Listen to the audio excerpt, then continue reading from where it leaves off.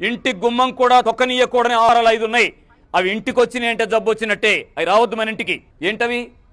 Boiler కోడిగుడ్డు, form కోడిగుడ్డు, boiler కోడి మాంసం, జీను మాడిఫైడ్ కృత్రిమమైన చేప, 4 అయోడైజ్డ్ సాల్ట్. దాన్ని ఏం చేయాలి? మెడికల్ షాప్లో పెట్టాలి. ఎవరికైతే హైపోథైరాయిడ్ ఉంటుందో వాళ్ళు వెళ్ళి కొనుక్కుంటారు మందులాగా. ఇళ్లలో పెట్టద్దు, పిల్లలకు జబ్బులు వస్తాయి. చివరిది ఏంటి? పాకెట్ పాలు. పాకెట్ పాలు వద్దంటే పాలు ఎట్లా? గేదెను పెట్టమంటాం ఏంటి ఇంట్లో? ఇప్పుడు హైదరాబాద్లో నేను అంటలా, ఎవరన్నా గేదెను పెంచితే అక్కడికి వెళ్ళి తెచ్చుకోండి. ఎవరు లేకపోతే ఏం పాలు తాగకపోతే చచ్చిపోతామో మానేయండి. అన్నం ఉందిగా తినటానికి. అదేం మాట? పాలు తాగొద్దా? ఏం మాట్లాడుతున్నావు? ఏం మాట్లాడుతున్నానంటే, నేచర్ మనల్ని అందరినీ కన్నతల్లి. నేచర్ సహజంగా పాలన ఎవరి కోసం సృష్టించిందంటే పసిపిల్లల కోసం సృష్టించింది.